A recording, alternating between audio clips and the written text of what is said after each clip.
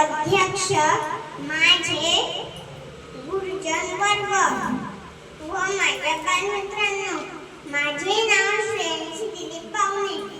मी वर्ग पहिली विद्यार्थिनी. आज 15 ऑगस्ट म्हणजे स्वातंत्र्य दिन होय. 15 ऑगस्ट 1947 रोजी भारताला स्वातंत्र्य मिळाले.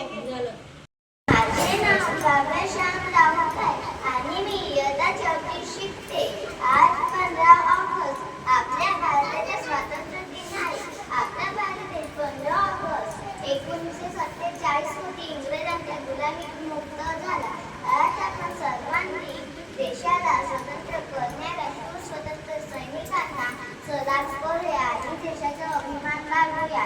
तुम्हाला सर्वांना स्वातंत्र्य दिनाच्या खूप खूप शुभेच्छा. इतके बोलून मी माझे 2 शब्द studying in 4th class. Today is 15 August and I wish you all a very happy Independence Day. India got freedom on this day in 1947. It is the national festival of India. I love my country very much.